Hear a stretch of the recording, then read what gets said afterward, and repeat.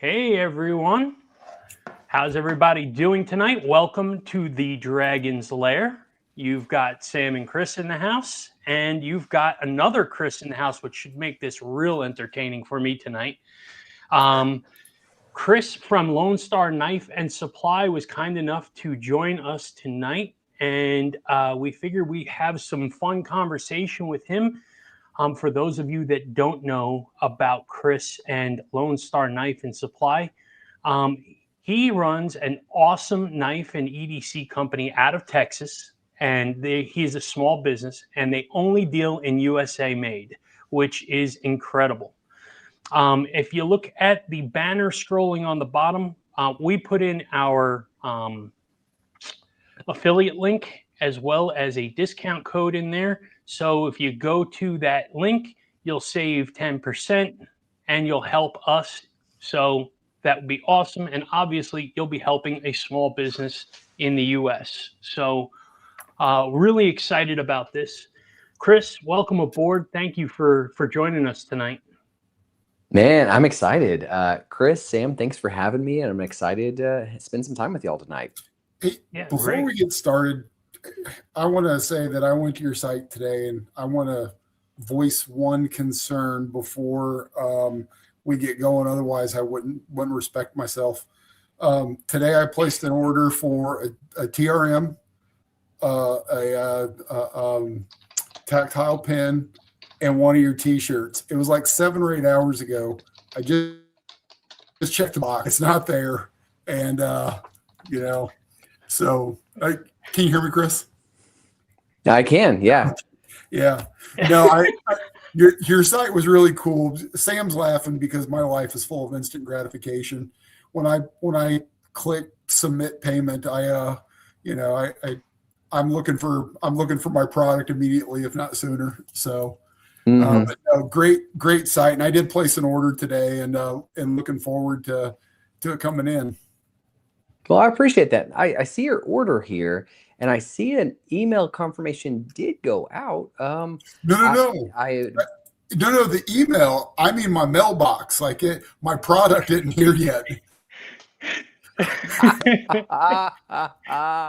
Okay. Yeah. Your email came right away. So Chris, the going joke with Chris and I is we place an order and then one of us will ask the other one, did you check your mailbox yet? It was 10 minutes ago, right?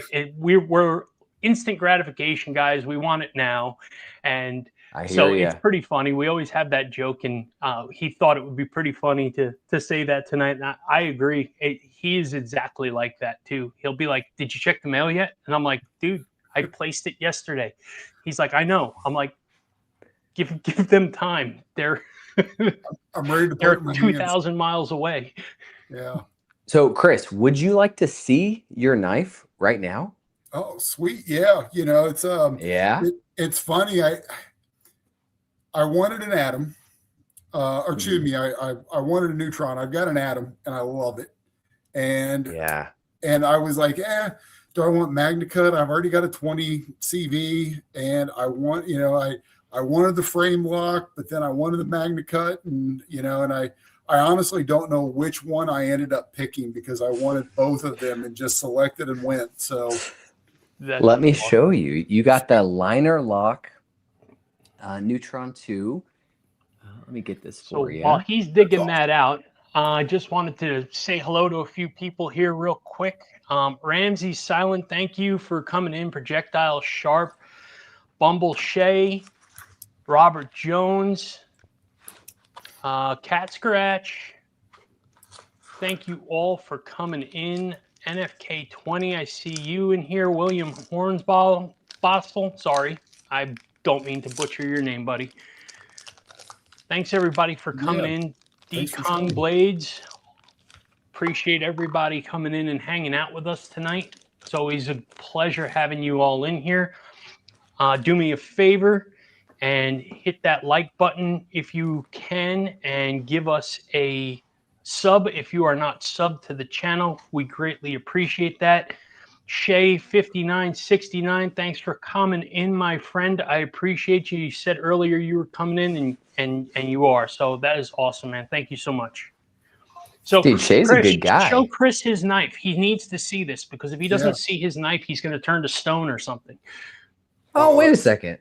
I'm using the wrong camera. Hold on a second. We could see it perfect. Oh, no, you can't. You're about to see it even better, brother. Oh, nice. I'm loving it. This is your Rainbow Trout Neutron 2.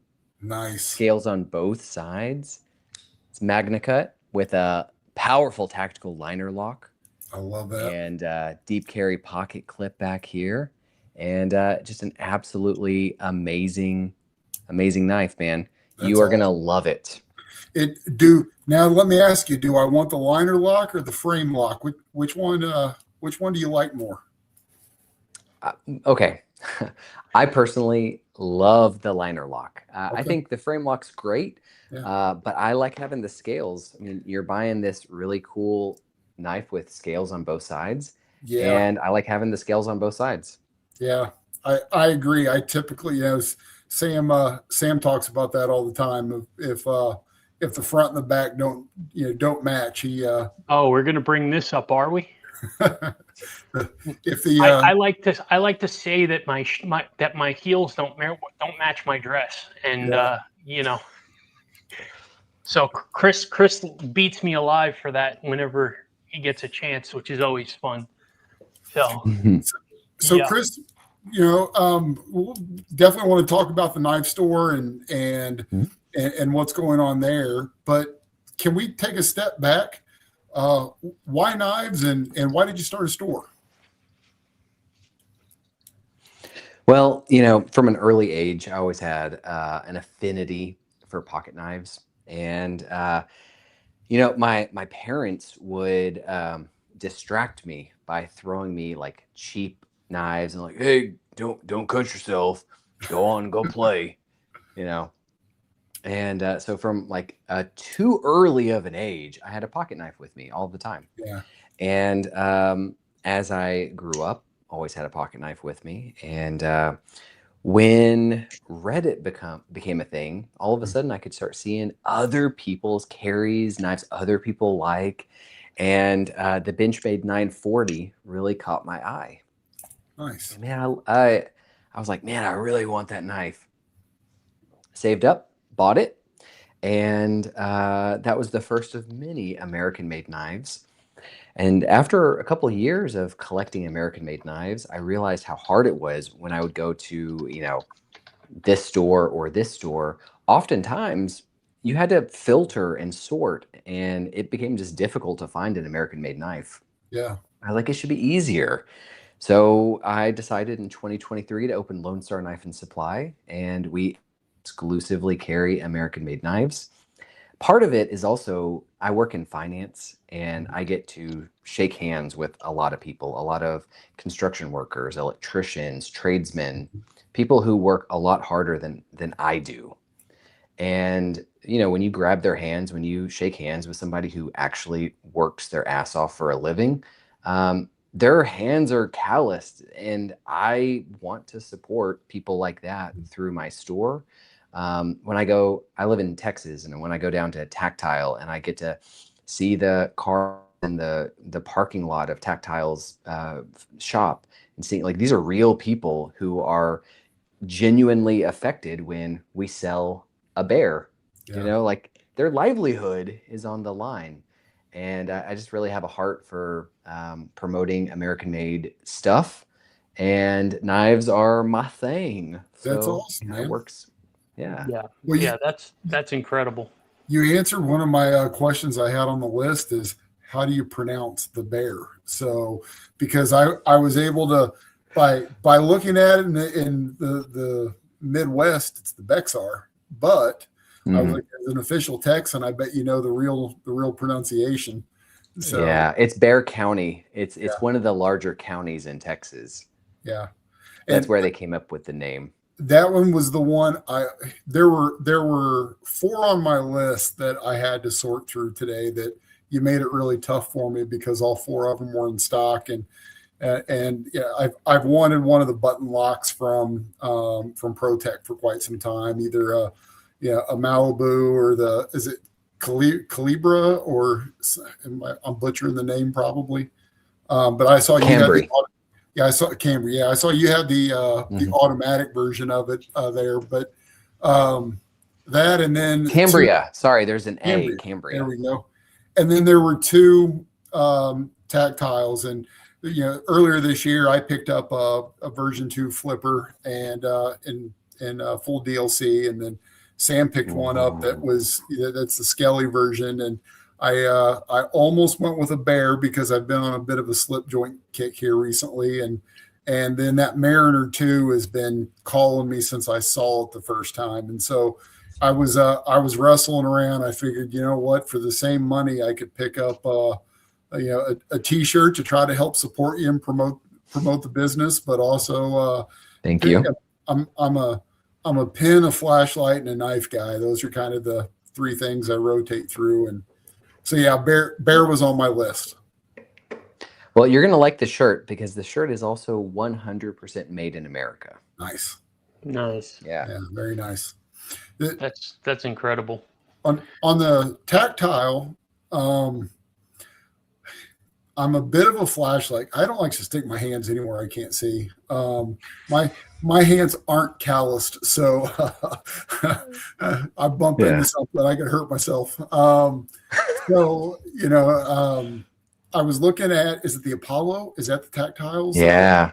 So, now, I haven't crossed the threshold of spending more than $100 for a flashlight. And I think that on everything that you do, whether it's a knife, a pen, or a flashlight, there's levels that you eventually get comfortable with.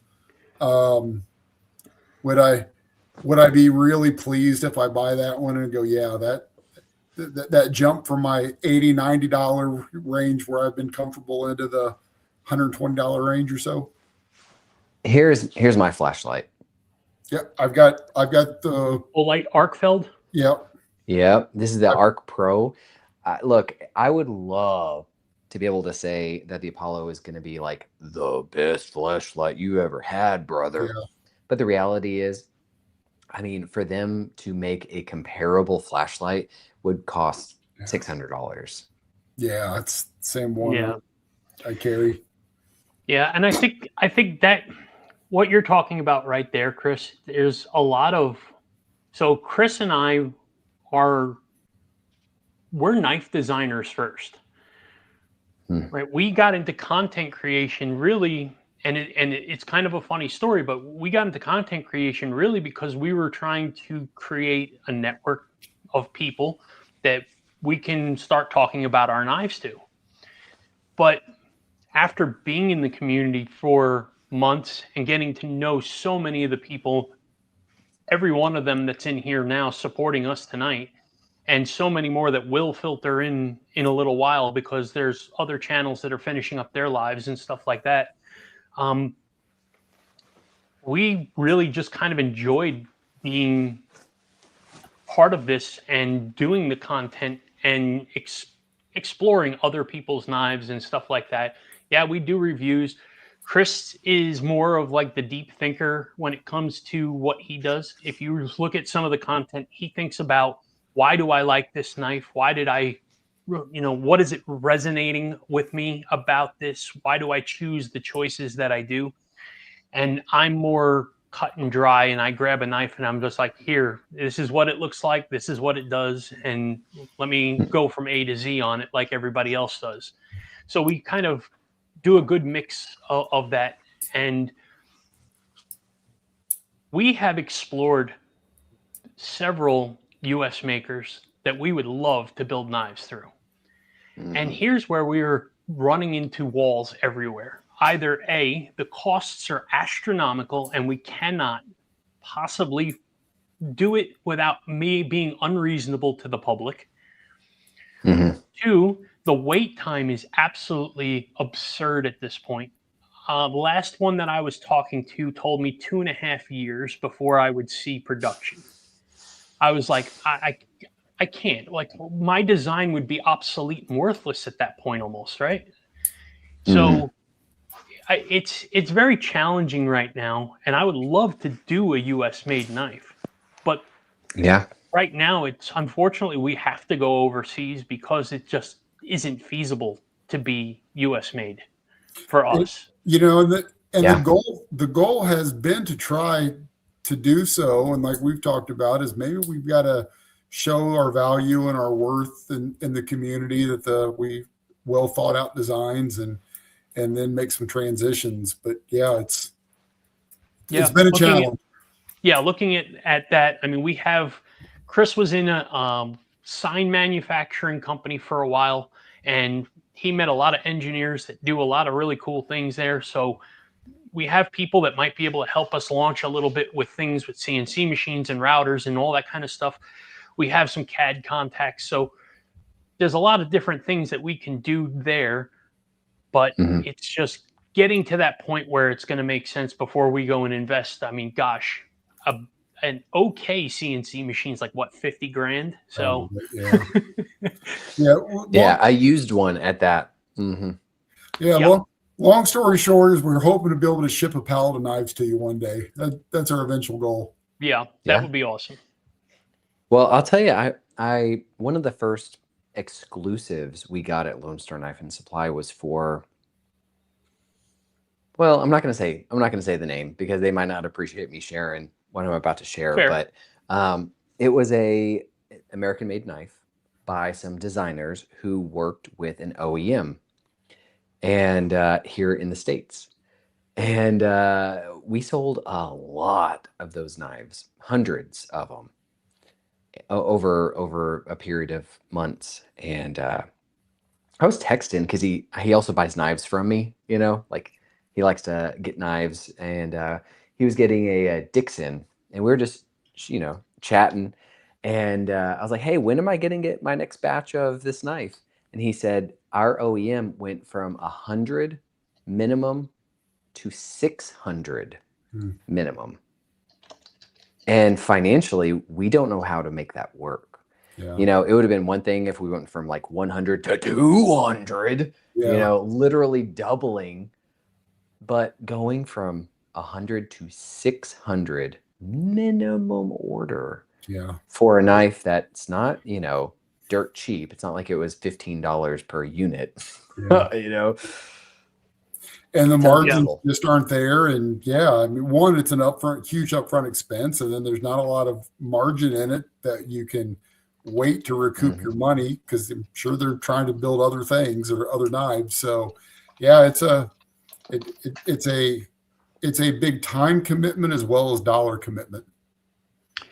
Huge. Yeah, we've been going at this. Gosh, I started my design on paper with pencil in March of last year, and I spent 90 hours drawing it before it even went to CAD. Now, don't get me wrong, I've gotten much faster. I've figured out a lot of things that I didn't know how to do, or it was a work in progress on the first one, getting it through. But I mean, we just got shipping information for our prototypes. So it is, I mean, very proud moment. Chris and I are super stoked and excited. We think that people are going to really, really love what we're going to be putting out. And it's just, holy cow, that's just one. And so, it takes a lot. And, you know, the 300, we're at 300 minimum order requirement for ours. And as soon as you change the type of steel to a lower steel, it goes up. So our steel, we're choosing Vanix with a titanium handle, and that's a 300 minimum. If we went to, say, 154 cm or something like that, they want 600. Right away, they want 600. So it's almost like, you get a whole lot more, but you're not sure you have the market for the same price that you get less, but you're probably more likely to sell those blades because, you know, your first knife, you never know where you're going to land with that. Chris and I are both very confident that we're going to sell really, really well on this. We have leaked a few pictures. We've showed it off a little bit here and there. A lot of people are excited.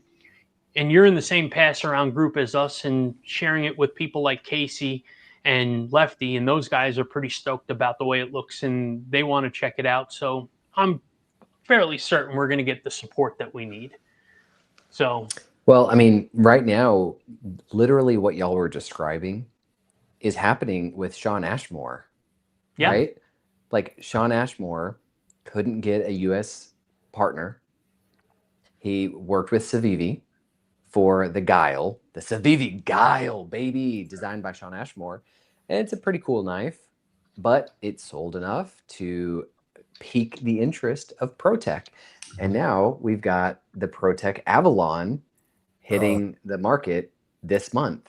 That is good looking. I mean, yeah, dude, freaking 4.25 inch blade. It's the same blade thickness as a Malibu.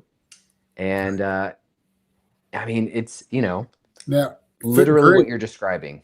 Great. Now I've got to come back for another. Yeah, I got to come back for another ProTech. Thanks. It's dope. That really does. That looks incredible. And I've seen, you know, a lot of hype coming around it. And I mean, obviously we don't have the background and the fan base that Sean Ashmore does. Obviously his Guile did very well. He put those aftermarket scales in. I've tried twice to get them and I can't get them. Like as soon as I go on, I'm like, ooh, add to cart. Nope, sold out. Dang it. Mm-hmm. Mm-hmm. So, you know, I expect that Avalon is going to do outstanding. It's a gorgeous knife. It's a monster, though. You're correct on that. I mean, that thing is a big knife. It is very big.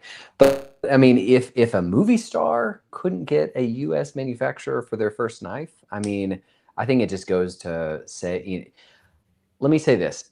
I know a lot of people in the high places at a lot of the American knife makers, and there are a couple brands that are doing a lot of OEM work, but it's not for new designers. It's for current brands that are like, hey, we got to make more stuff in America. We don't have the capacity. So, you know, things as simple as screws, right? Like, who are we going to get to make our screws? And things like that require a lot of precision machining. So you've got these companies out here who, you know, in an alternate reality would be the companies who would do OEM work, but instead they're really just backing the companies who are already making things in America, but just don't have the capacity to expand in a lot of the areas. So I would imagine within the next few years, more and more big American companies are going to expand and do more OEM work. I mean, I'm sure y'all have seen like Benchmade and Kershaw and all these Oregon-based knife makers. They have huge capabilities, huge capacities, but like they're just making their own stuff. So until it becomes economically feasible to, you know, do something different.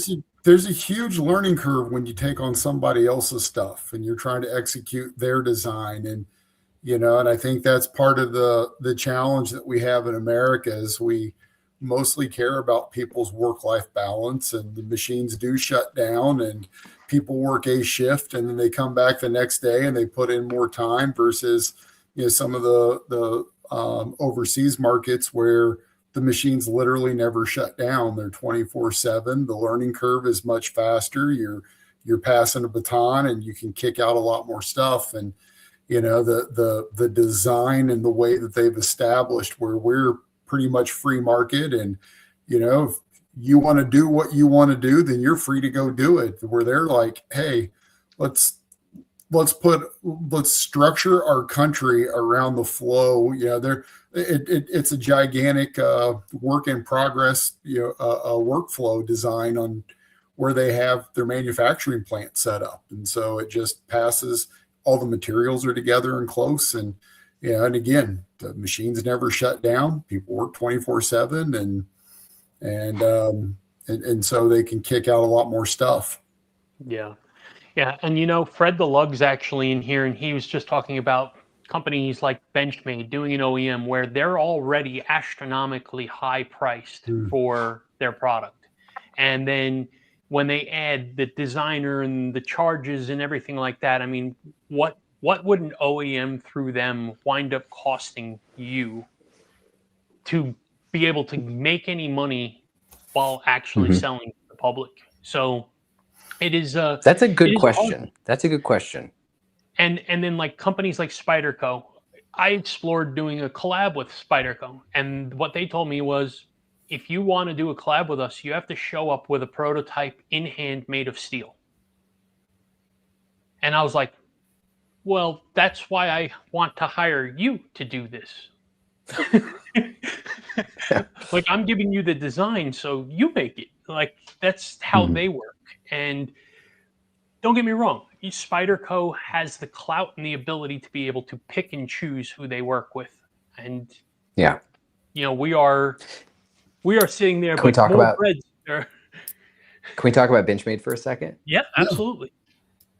I don't know if y'all had an agenda, but this is one of my favorite things to talk about. No. Honestly, I think it's I have a degree in anthropology and sociology, so I am trained at like looking at like social behavior, and I think it's just fascinating the weird thing that we saw, the reaction about people pulling back from Benchmade and the pricing of Benchmade.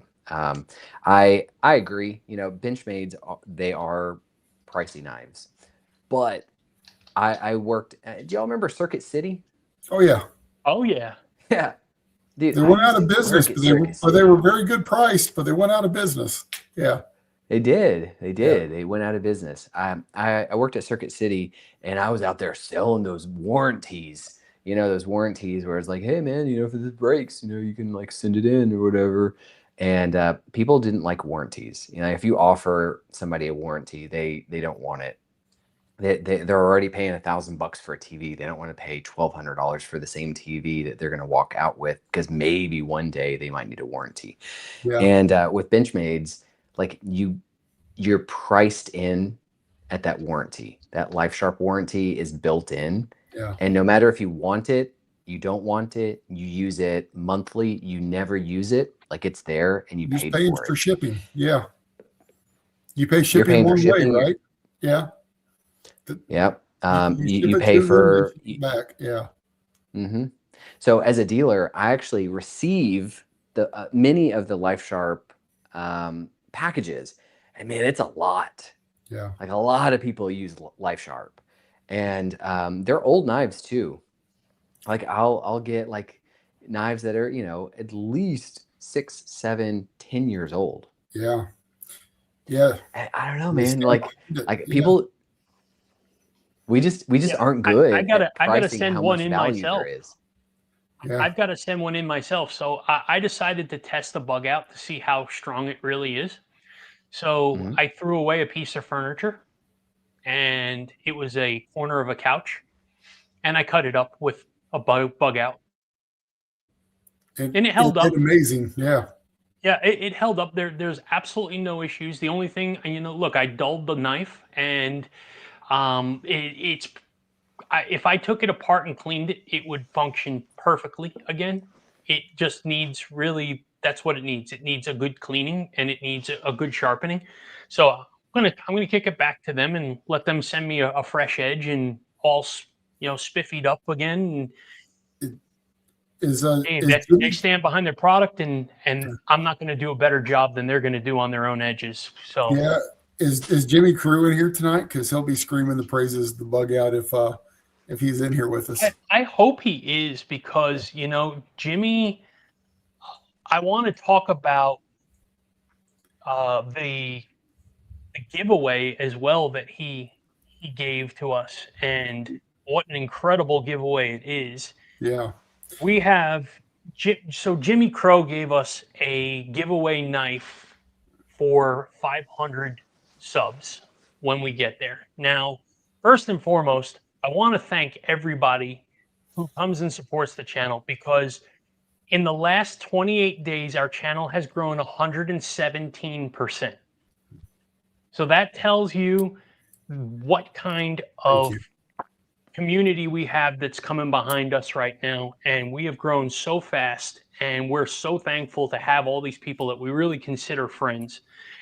And somebody like Jimmy coming and giving us a gorgeous knife for a giveaway that he customizes, and it's absolutely stunning. So hopefully we'll hang out for a little while and see if he pops in here. If he does, I'd love to show it off to everybody, but we're going to put together one heck of a really nice package for our 500 sub giveaway, and we hope everybody comes in, jumps into the sweepstakes for it, and we wish everybody luck. Up there he is. Yeah. Jimmy Crow, my buddy.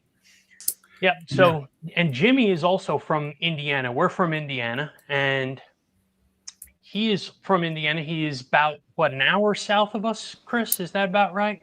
Yeah, probably. And it's really cool. I saw on your website, Chris, that you track every state where you've sold, and it looks like you've sold it in every single state. And yeah, I was pretty happy to see that Indiana was decently represented. We with my order, we hit 50, so we tied Michigan, which is a considerable state. So there you go. Yeah, we need to get you. You're missing 2 states though, Chris. We need to get you those 2 states, man. I think it was like Vermont and one other state, or maybe it was New Hampshire and one other state. No, he's in. I thought it was all of them. I see Vermont. I guess, Chris, you probably know. Have you shipped all 50? I thought I counted up 50. Oh yeah, we hit all 50 states. Yeah. We're awesome. We've sent all over incredible. The country. And Chris, I saw a post from you that said something about doing $1 million in revenue. Was that correct? That's awesome. Yeah. That is incredible. Congratulations on that, man. That's a big number. So man, that's it's awesome. It's really cool. I think there's a lot of knife stores out there, and I think where a lot of knife stores kind of go astray is they really focus on selling like individual products instead of just sharing what the options are. Like, there's a lot of knife stores where I've never heard of them before. They have no social media presence, don't ever make videos about anything other than, hey, we got this sale going on at, Tactical EDC Depot. Got to come over to Tactical EDC Depot. And, yeah. And I just don't think that's a good strategy to get the word out there, who you are. So I think a lot of people end up going to, DLT and Blade HQ and like the big guys because that's what they know. So I try to make fun stuff that, yes, I do want to promote the things that I have, but also I like making fun knife content, and like every video someone sees. I love watching when you're shipping out and you're going through and you're sitting there and you're like, hey, Bob Jones, this is your knife, and you're talking about. I think that's so cool that you do that. I think it's such a personal touch. It shows that care for your individual customers and stuff like that. And that's an awesome part of what your content is. I absolutely love that stuff that you put out. There are 2 things I saw on your website as well as I was going through today and making my purchases that I think are awesome, and it does separate you. And one is that you said, you're not here to compete, right? You're here for community. And I thought that was awesome, right? You take care of all the people around you. And I think that those in the community will go and buy from the people that they like, enjoy, and can connect with. And I think that you do an outstanding job of connecting with the audience. And then the other thing too about your customer service, and you're going to do the right thing, even if it's the hard thing. And that goes a long way with the American buyer. So bravo to you, sir. Well, I appreciate that. Yeah. I do make mistakes, and I've made actually today I shipped out a knife that was my second attempt to fulfill an order because the first knife I sent him was the wrong knife. A lot of them are similar. Yeah. And but you made it right. So absolutely. And the fact is, we have 62% of people come back to Lone Star Knife and Supply after their first order. And I think part of it is what you said about the boxing up orders. I think people really like, one, seeing what other people are actually buying. Like, not like what, you know, makes me the most money, because I guarantee you, if I could make a video about all the things that just make me the most money, I would, you know, totally different videos. But, you know, these are the things that people are actually buying and carrying in their pockets. They're my favorite videos because I'm matching, you know, a specific knife with a specific person. I think that's really cool. And actually, the thing I get a lot about on those videos is people will message me and be like, hey, man, like, why are you touching all those people's knives? Like, I thought they were new. Aren't they used now that you've touched them? And I was like, dude, you do realize, like, the vast majority of knife stores do quality checks before we send it out because we can't afford returns. Yeah. So if the blade centering or or any of that stuff, I'm not going to mail it to you. I just do it on video. Yeah. Yeah. That's awesome. So I wanted to take a second here because Jimmy Crow is in the house with us, and we are, well, before this started, we were at 420 subs, but again, we have grown, I think it was 117% earlier. We were at 117% for the last 28 days on YouTube. So we've grown significant in a very short period of time, very quickly right now. It seems like we're just starting to hit that stride. And Jimmy is such a gracious person that he sent me a giveaway knife and a handwritten letter. It says, the knife was donated by Trevor 136, lanyards donated by Faithful EDC. It is a flame anodized hardware bronze and acid etched blade with a dry paint brush pattern. It is a Civivi Hooligan. And it says, congratulations, Wyvern Kodiak, on your channel's growth and hitting this milestone, Jimmy. And I wanted to show everybody this knife because, and I'm trying to get a good view on this, but he did a gorgeous, gorgeous job on this knife. And the action on it is incredible. It is just, thank you, Jimmy. I mean, seriously, dude, you did an awesome job here and a beautiful giveaway. And we're very grateful to have folks like you in the community that do things like this. It's very, very, very kind of you. So I hope everybody is excited. If you know anybody that's into knives that is not a sub for our channel, please have them join. We would love to build this community, and we can't wait to give this knife away. In addition to that, inside this beautiful box of stuff that he gave, we've got a little EDC pouch with some mollies on it. It's a Boss Steed bag. We've got all kinds of swag, which we're going to add to, by the way. So we've got stickers from a whole bunch of channels. I'm seeing Stay Sharp. I'm seeing Bluminati. I'm seeing, is that, yep, that's Stacy Bolster Blades in here. So I'm going to go through everybody's stickers the day that we give them away, make sure we shout everybody out. We'll add some of our own stickers in there.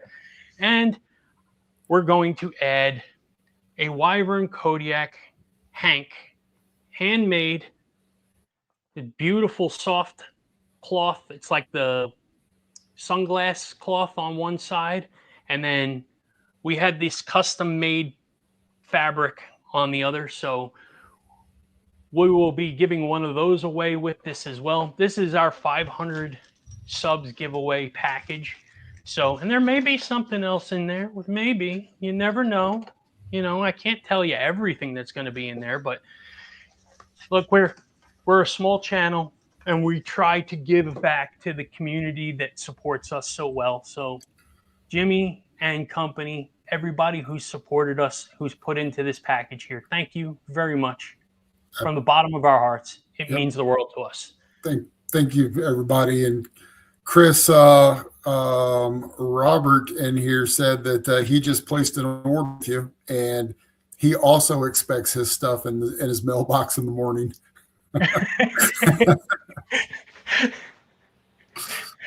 Well, I don't know about that, but I will get it shipped out tomorrow, and it'll be up to UPS at that point. All right. That'll have to do, Chris. So I did have a question, and in a changing pace a little bit. So I've seen some videos that show your collection. You have those two big Holman Hadfield boxes and whatnot. What's like your favorite knife that you have collected so far? And then on top of that is, what's your grail? Like, what is the thing that you're after right now that maybe you don't have, that you just like, man, I gotta get my hands on this knife one day? Like, is there everybody? I think we all have one, right? So what's yours? Okay, my favorite knife is actually right here in my pocket, right here. This guy right here is the Archer from Tactile Knife Company. This is a Texas-made titanium frame lock flipper with just juicy action. It's designed by TJ Schwartz, who definitely have a man crush on. That guy is amazing. Yeah. Love being around TJ Schwartz. And the guys at Tactile, they are phenomenal. I love them. They're great. And they, you know, when the pandemic hit, they had been coming together for 9 months. Like, they were thinking about, all right, how are we going to make a knife company? They were doing that for a few months, and then the pandemic hit. And they had to figure out how to do all the American manufacturing while all of that was going on. And I'm a big machined pin fan. I always have a machined pin on me. So, you know, tactile turn was always like right up there. I love tactile turn. So when they were going to make knives, I was like, dude, sign me up. So well, yeah, man, there we go. I'm a fidgeter, and yeah, this is my go-to. So yeah. So that was an easy choice for me. So I love the Archer. It's my favorite knife by far. No other knife even comes close to being my favorite. Nice. And then for Grail, that's hard, man, because I get to handle so many knives. I get to handle hundreds of knives a week. I reach out to the brands I really like Machine Wise. We're an authorized dealer with Machine Wise, and I got to touch a Sonora, and I was like, dude, I gotta sell Sonoras. And now we sell Sonoras and Mojave, so I get to touch and feel them. So a Grail is kind of hard, but I do have a knife that's inbound that I'm very excited for. Sam and Chris, I don't know if you've ever heard of an artist called Juice WRLD. Yeah. Everybody used to say that he died, right? But they kept on saying that he faked his death. Weird. He's one of my favorite rappers. I grew up exclusively listening to rap music, and I still mostly only listen to rap music and Taylor Swift. That's what I listen to. And Juice WRLD, he's my favorite, and I am gonna have the Mojave number 999. I already claimed it, so that's his number, and very excited to get my hands on that. Well, I'm gonna have to go check out his music. Yeah, man, that's really cool. What about y'all? What are y'all's grails? Wow. You know, this year was a very expensive knife year for me. That's an understatement. Yeah. I picked up a Mojave this year. I turned around and sold it I traded it to Duty's Daggers. I don't know if you've ever checked out his show, but I sent it to him just to check out because he was looking for one to review. And then he was like brought up that he wanted to trade his Arius for something, and shot him a message like, hey, you just want to keep my Mojave and send me your Arius. So we ended up doing that. But I will get a Mojave now. You know, I was hung up on a backspacer, but I did pick up a Roosevelt this year. So I picked up the Roosevelt XL. I've got picked up a Sabenza. I basically checked off the stuff that I was really after this year. Picked up a skiff. The Dixon is probably my favorite knife that I own. We picked that up this year. So there, yeah, this was. I won't be doing this again anytime soon, I don't think. But yeah, this was a very expensive. We're going to take years to recover from this year. We went bonkers. Yeah. But so I'll say I am after, and I'll be watching your site. I'm after a small Sabenza 31 in the what's that box elder. That's what I'm after now, and I see them. Yeah, everywhere that I see them, they're always sold out. So I'll be watching for you to see when you pick one up. Well, when you're ready for a Dixon, we are an authorized dealer with McNeese, and we've got Dixons. Yeah. That's on my list. Got one. Yeah. Everything I just named was stuff that I've already purchased this year alone. And so I'm trying to stretch to see what else do I want. And that was, and it will be that small Sabenza 31. Awesome. Hi, buddy. Hey guys, let me just let Ezra say hi real quick. This is Ezra. He's one of my knife assistants. Nice. He owns his own knives. Oh, nice. Isn't that right? That's pretty cool. Yeah. That is very, very cool. They're saying that's very cool. We'll get that too. Okay, buddy. Lots of people saying hi to him in the comments. Yep, you're getting highs in the comments too. So star of the show now. Yeah. Also, Ezra wanted me to mention that fact that every order, we do have a little surprise in every order.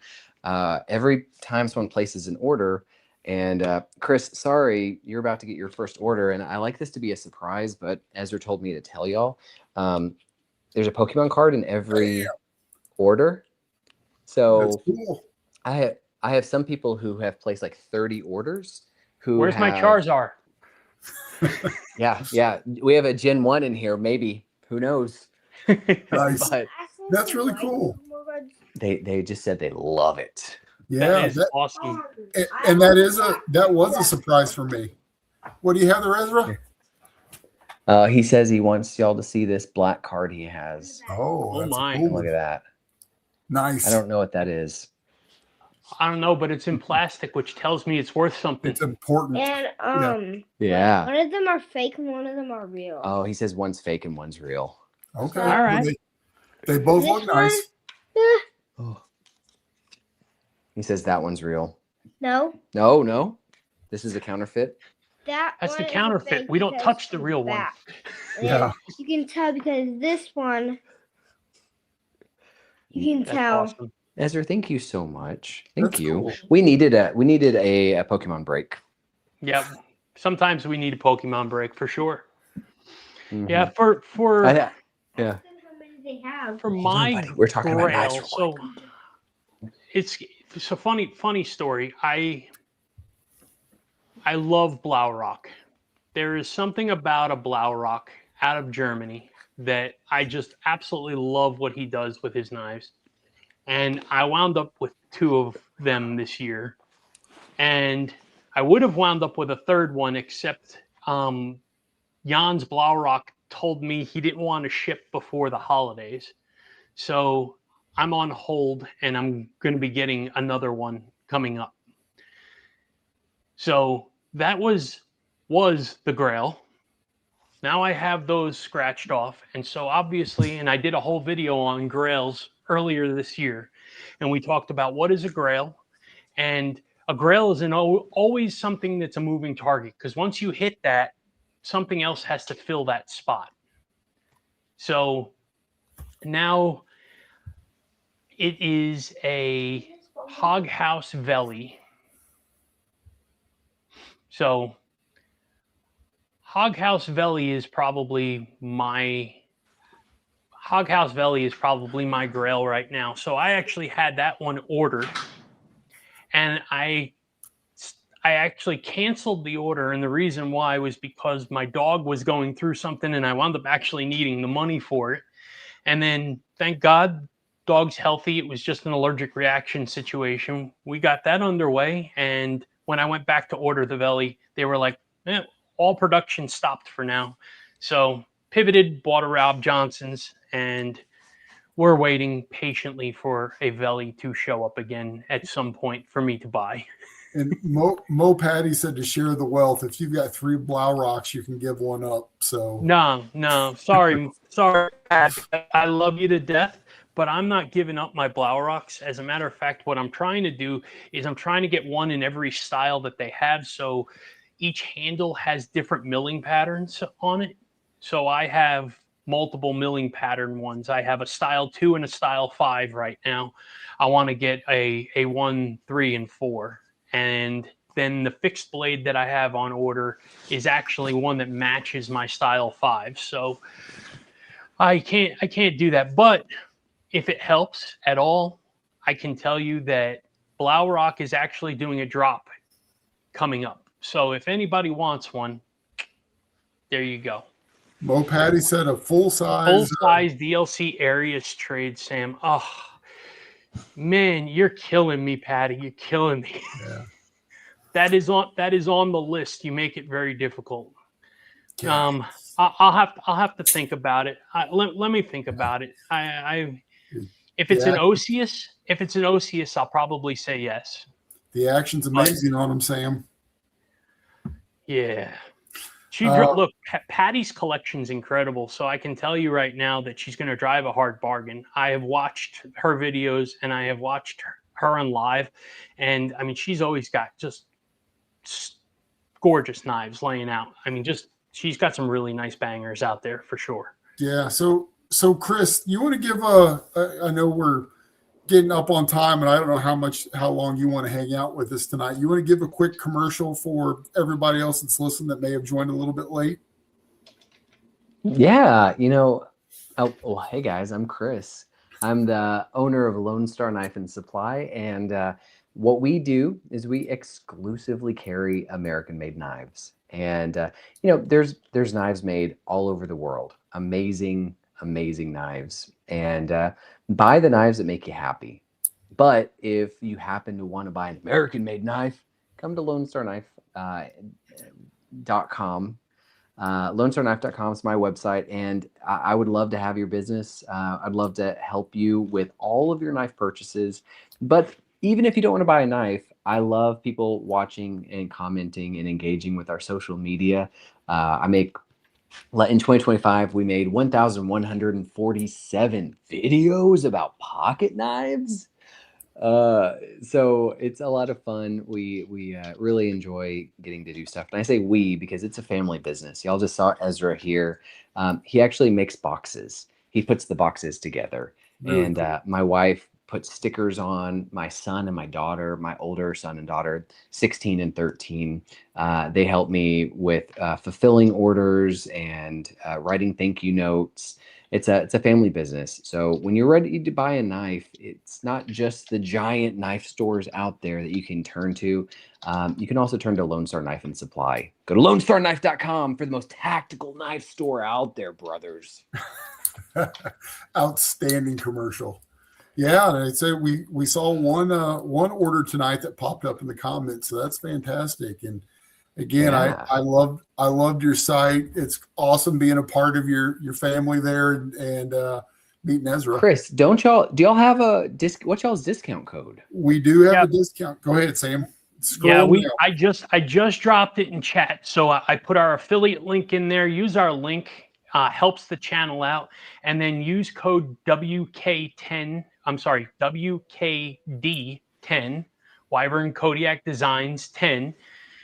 And get yourself 10% discount, and you'll get free shipping, $150 and over on your orders. So definitely use the code, save some money, support an American small business, and we appreciate you. And I know Chris would love to provide you an awesome knife. I know he does incredible business. And if you probably watch his channel after you order, chances are you'll probably see a video of him back packaging your knife. So that makes it really cool. You get to get a sneak peek. Yeah.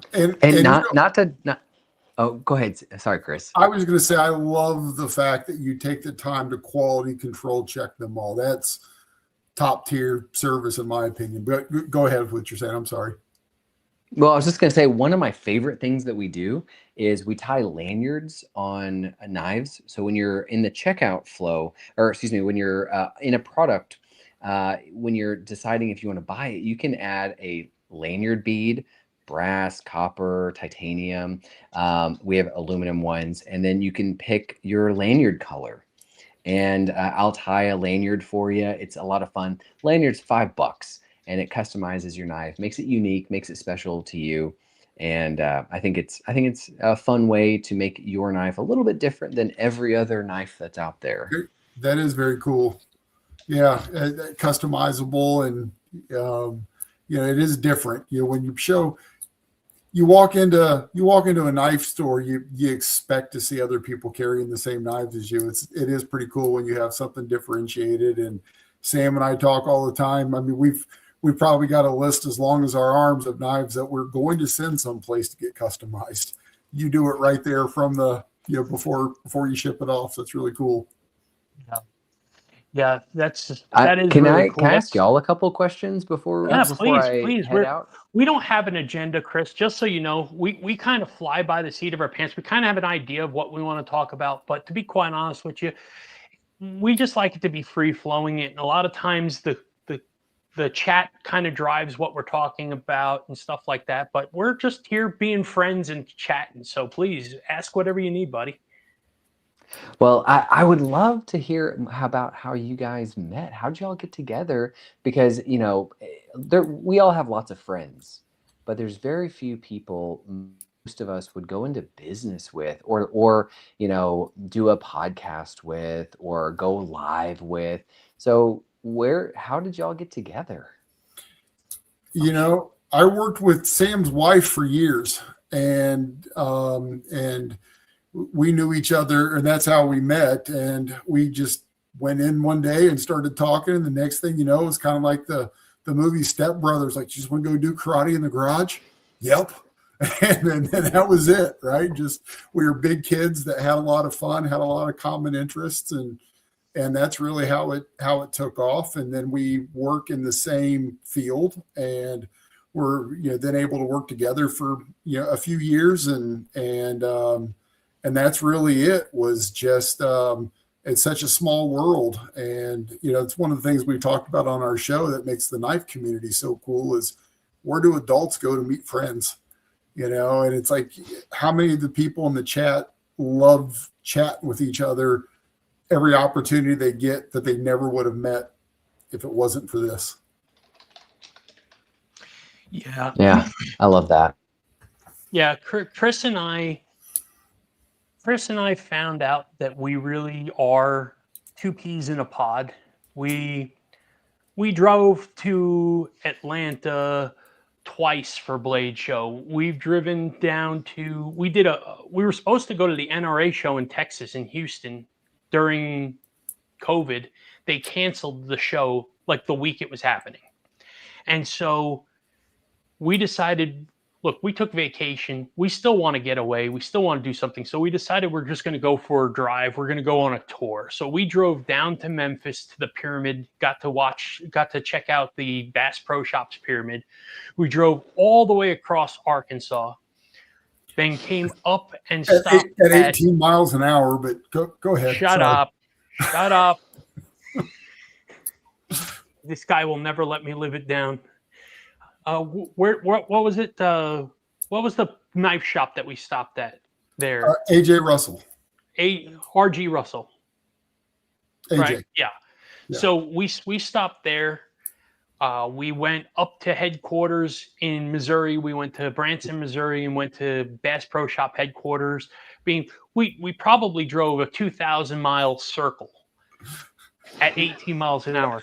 We had plenty of gun. Yeah, we had a couple of gun shows that were there, and so Yeah, we it did was a the lot Lake of the fun. Ozarks, and we went to a couple gun shows over there, and just, I mean, we probably, I don't think we even turned the radio on. We literally just drove and talked about anything and everything, from what our hobbies are to work to whatever the heck was on our minds. We cannot shut up. We can just sit there and talk for hours. It's just the way we operate. And last year I had a harebrained idea of drawing a knife and starting something, and he said, okay, I'm in.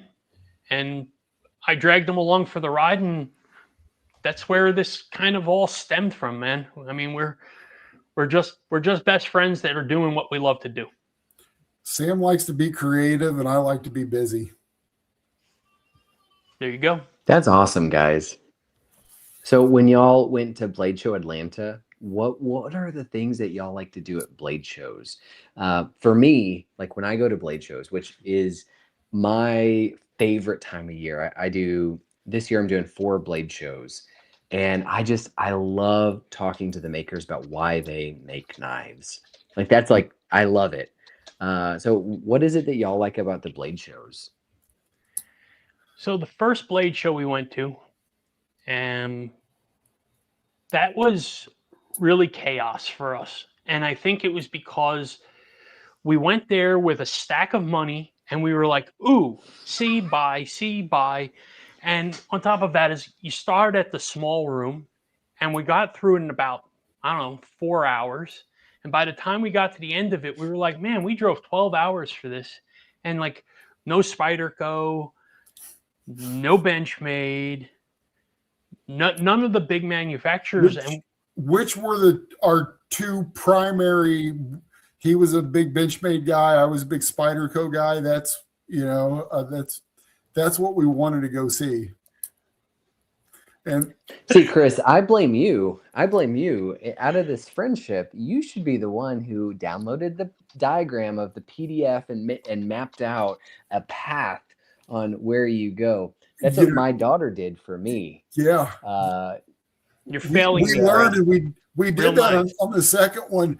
Yeah, when we got to the end, some guys like, hey, did you guys go check out the other room? And we're like, there's another room? And so that's what we went over. But you're not wrong. So I think that we were pretty early. We both grew up around knives, but neither one of us, I would say, were enthusiasts at that point. We had an interest. And so, I told a story in one of our videos of me going to the gun range and standing in line and seeing a PM2 and behind a case. And while I was waiting to get my range assignment every week, I'm looking at this, and it was polarizing. I couldn't quit looking at it. And I couldn't understand why anybody would want one, because I'd had a buck 110 for the last 10 years. Right.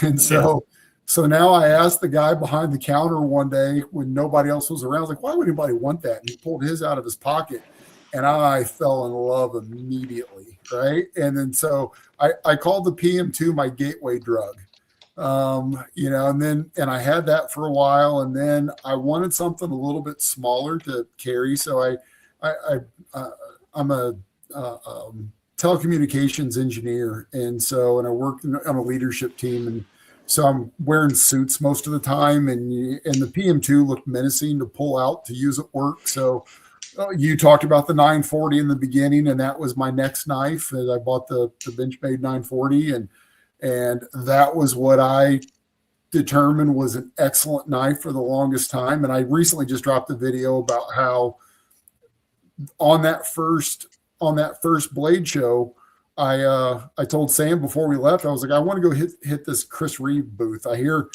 some really good things about that. And the guy that was working the booth hands me a Sabenza, and I hated it.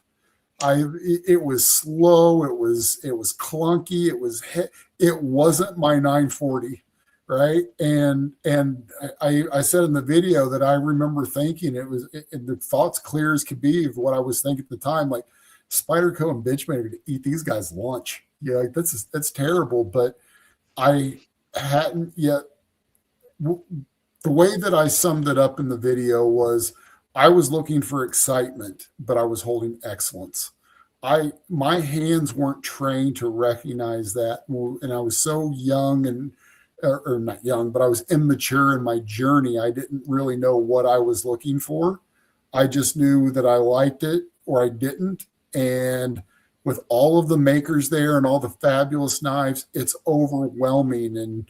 And even this year we came back and we bought knives that at the show we didn't think were that great, but we ended up ordering them anyway, a couple months after, and then fell in love with them. Like, these are awesome. What were we thinking? But it's because you go from booth to booth to booth, and it's overwhelming with how much is there. And it's a sensory overload, Chris. Yeah. I mean, what it comes down to is you're leaving one booth and going to the next. You're surrounded by 200,000 knives. And at some point, a frame lock feels like a frame lock. It doesn't matter whether it was a $50 frame lock or a $5,000 frame lock, because your brain just can't function from one to the next. So we're walking past knives that are like, that's not really that great. And then, like he said, a couple months later, we're like, what the hell were we thinking, right? This thing was absolutely spectacular. But this blade show that we went to last time in June, it was half and half for us this time. It was, we wanted to enjoy the blade show as consumers and enthusiasts, but at the same time, we were going there with CAD designs, 3D printed model of our knife. We really wanted to go in there and start meeting people. And the whole mindset was, let's score a collaboration. That was what I wanted to do. I want to walk away with a collaboration. And I think I walked away with, I don't know, no less than 3 manufacturers that said, yeah, we'll do a collaboration with you. And that's awesome, man. Yeah. We wound up doing an OEM with it instead, right? With none of the people that we talked to. That was the funny part. But we do have a collaboration with one of them now. So we do have a collaboration in the works with Concept.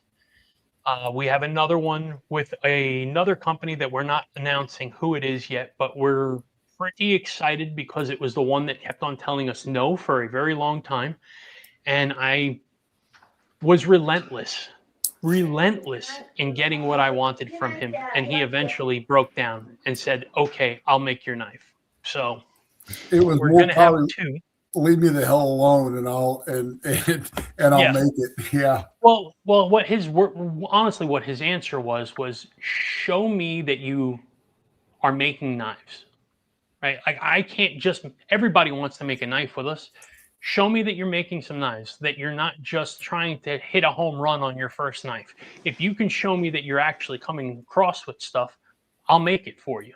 So I said, well, here's my prototype from Bestech. Here's what we just collabed with for Concept. And here's what I've got on the tray. And he went, okay, let's collab on that one. We'll do it. So can't complain there. And he said, do you mind if I have a little creative freedom in here? And I said, well, if we collab and I license it to you, you can do whatever the hell you want with the knife, right? Technically, that's how it works. And he goes, yeah, but I want it to be your design, but I just want to have some input. And I said, okay. And he said, great. Can we make it an integral? I was like, well, okay. you know, right. Chris, and I think that was a big thing that we got out, like you talked about. The knives are really cool. I'm very fascinated with knife makers, and great machinists. So again, another distinction that I've made in other videos is, and I think I did it on the Rockwell video, was somebody like Jonathan McNeese is a great knife maker. A CNC, a water jet, it's another tool to him that he could use to make a knife. Tactile's superpower is that they're amazing machinists, and they embrace that and they lean into it. And I think that's one of the things to me too, is seeing all of the different creative minds, all of the people that make it come together. There's not one right way to do it. There's so many different ways, and there's just so many wonderful people to interact with at that Blade Show that it made it worth it's worth the investment. Even if we weren't doing the business side of this industry, and just as a consumer, it's worth my time and effort for sure. Yeah. Well, just real quick, just talk about blade shows for a second. In 2026, this year, there's going to be a new show that is going to be September 4th, which happens to be my birthday. Oh, nice. On September 4th in Orlando, Florida, there's going to be the Ancient City Continental Show. This is a new knife show that is actually an old style knife show. Before COVID, we had American only knife shows. Mm-hmm. And unfortunately, COVID killed that. And we didn't have that anymore. So a number of big people in the knife industry, including my friend Michael Miller, who runs Tactile Knife Company, is doing the Ancient City Continental Knife Show. It's in Orlando, Florida on September 4th. If you are nearby, you got to come. It will be only knives that are made. So McNeese, you brought up McNeese, you brought up Tactile, Microtech, ProTech, you name it. The Spydercos that are made in Golden, Colorado, Benchmade. We're going to be exhibiting right next to Disney World in Orlando, Florida. So I'm looks really like Gail's excited. Gonna have some house guests. Yeah. Gail? A buddy of ours. Buddy. Yeah. We got a buddy who who lived here, and he moved down to Florida, and he's probably about an hour and a half south of Orlando. So I used to live in Orlando for a little while, so I know Orlando pretty good. And I think if we stayed with Dale, I'd be willing to drive the 90 minutes and whatnot. And I'm sure we can convince him to come with us. Yeah, that's really cool. I think y'all should. Yeah, I think we should too. Yeah. Let me ask you. Oh, go ahead, Chris. Oh, well, I was just gonna say, and if you're an exhibitor, if any exhibitors are here, somebody who makes knives in America, the booths are free. Oh, that's cool. It is free to come and exhibit.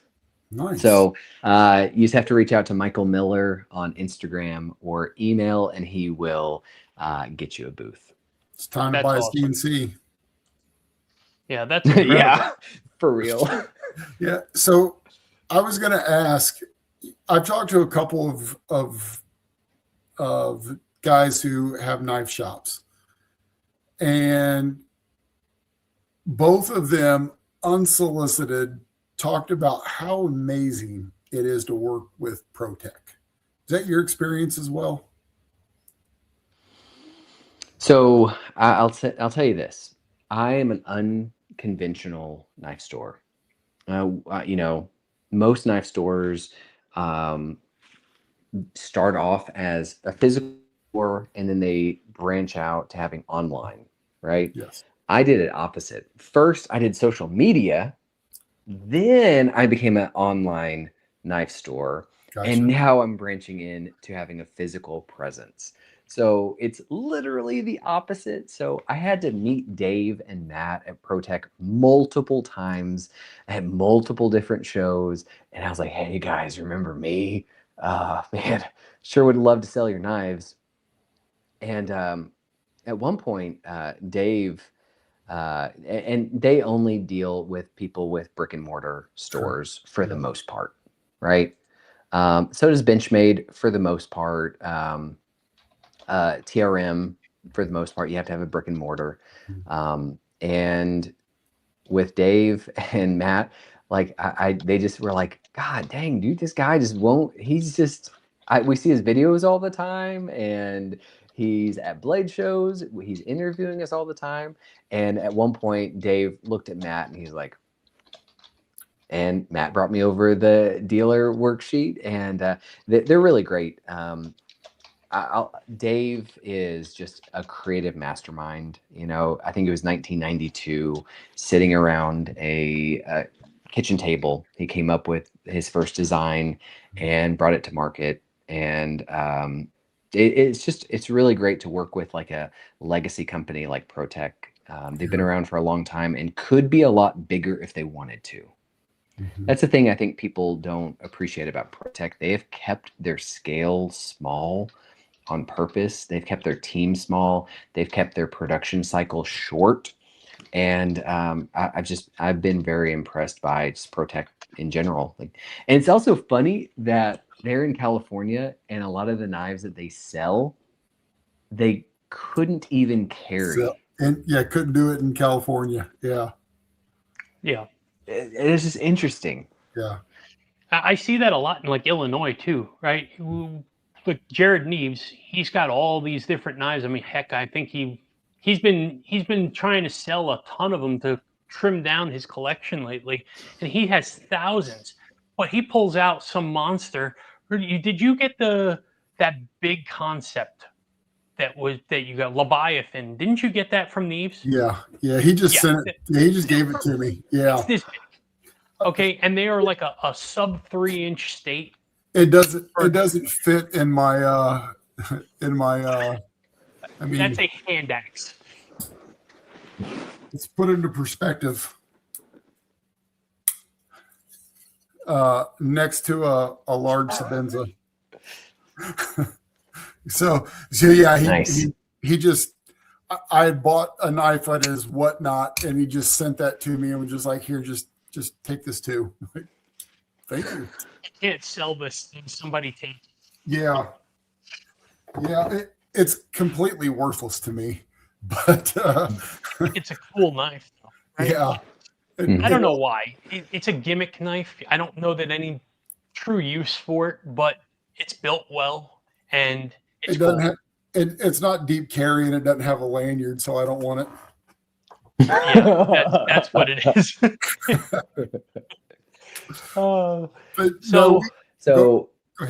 I'm interested to hear something from you guys. Y'all are total nerds, so I bet y'all will have a good answer for this. For me, one of the things I think is interesting in the knife community is, for about a decade, the marketing of pocket knives went really weird. It went very tactical, and I like to make fun of that a lot on my channel. Black G10, DLC on the blade. You don't want anybody to see the reflection on that blade, when you're trying to open an Amazon box. But it's really, interesting that, fear was really used in the marketing of pocket knives. Like, you don't want to be caught without a pocket knife. You got to have a 3.5-inch blade nearby. And it's really weird because, like, pocket knives have been one of the oldest tools we have. We've been carrying pocket knives literally our entire history. We've never needed a pocket knife to be like this weapon that you have with you, because it's a very useful tool. Find me a sailor who doesn't have a pocket knife on him, right? Like, find me a craftsman, a tradesman, find me any professional who works with their hands who doesn't have a knife with them. But for about a decade, we had this weird tactical thing that happened. So if you could change the marketing of pocket knives, what would you want the marketing of pocket knives to be like? Well, that's an outstanding question. And hell yeah. Yeah. One of the things that we actively talk about on our channel is we don't tell people that they should rush out and buy a knife. If we do a review, we try to just say who this knife might be a good fit for if you like these kind of characteristics, because we don't deal well with being pressured into purchasing something. And I think that's one of the things, is that there's this feeling of you're going to miss out if you don't take it and jump on this right now. Not like there's not 100,000 choices out there, right? But once this is gone, it's gone. We're not going to make any more, so you better buy it now until we release next week's design, which you better jump on too. So I think for me, I'm not a tactical guy. I mean, I've got a Microtech Solcom Elite, right? That would be by far the most tactical knife that I own. But And so I would rather it be a tool function or something that is something that touches why it's important to somebody, something that's less about the tool and more about the connection to the tool might provide to you. Some people might need that knife for confidence, I live in a rough area. I can't protect myself against the people around. I want to have something just as an equalizer. Okay, that's fine. I don't live in it. I'm 6'3", 250 pounds, and I don't live in a rough area. The odds of me being in trouble are low, but so I don't have anything tactical. But at the same time, like you mentioned, a DLC blade. I love one, not for the tactical, but just because I don't want my blade to get scratched up. I just think they look nice. I want a nice reflective shiny one though. So I'm a little bit different. But I think that's what I would like to see, is trying to connect the knife to the need of the individual, as opposed to trying to make everyone have a need for whatever the knife is. Yeah. So Chris he's far more of a user when it comes to knives than I am. When it comes to a knife, I have a handful, probably a dozen knives that I legitimately carry all the time, use, don't care what happens to them. They are bangers to me. And some of them aren't cheap, that's for sure. And then I have knives that just really don't enter the pocket. I fidget them, I enjoy them, and that's where they stay. So I don't really have anything tactical either, because I'm not carrying for the idea of protection. If I feel that I need protection for some place that I'm going, I have a concealed carry permit, I will carry. But like Chris, I'm 6'4", I'm nearly 300 pounds. I'm not overly concerned that somebody's going to actively mess with me, especially not in the rural sticks town that I live in. So it's not really a problem. I can say that we're both in pretty safe areas, and I don't encounter bad areas often that I find I need that. So tactical doesn't do it for me. But when I'm looking at designs, I look at the utilitarian purpose of them. What will it do? Is the cutting edge going to get down flat for me, or does it need a big belly? Is it going to be a slicer? Do I need pokey stabby, or do I need slicey dicey? Do I need a big thick edge on it? Do I need something thin behind the edge that I can absolutely cut, very razor thin type of thing? So we look at more of the blade geometry than the use case in that sense, right? I think that's probably my best answer for what your question is. I love that, guys. When I'm at work, these are the two that rotate in my pocket the most. The one you're very familiar with, the V2 flipper, and then the other one is the Grimsmo Rask. And again, I spend a lot of time working with executives. If I pull one of these out to slice open a box of paper or something like that, it goes under the radar, right? If I pull out that big old Leviathan that I had on me, somebody's pulling security. Our technicians might think it looks cool, but Edna in accounting is running for her life. And so that's it for me. Is I don't mind anybody's choice and why they carry. I just wish that the community would say, this is my design. This is what I designed this for. And this is my why. Does it fit your need and your purpose? And I gravitate to that kind of marketing a lot more than anything else. And on my tactile video, that was one of the things that I went after was, hey, this is what the designer said the intent was. Now let's go through the spec sheets on this, and do they reach their intent? And yeah, what they said they wanted to accomplish, they absolutely accomplished. And I can't say that about every knife. Matter of fact, I would say that about half of them that I go through and I evaluate the design intent versus the execution, and well over 50% have probably failed their original purpose. Yeah. Yeah. I like to think of knife.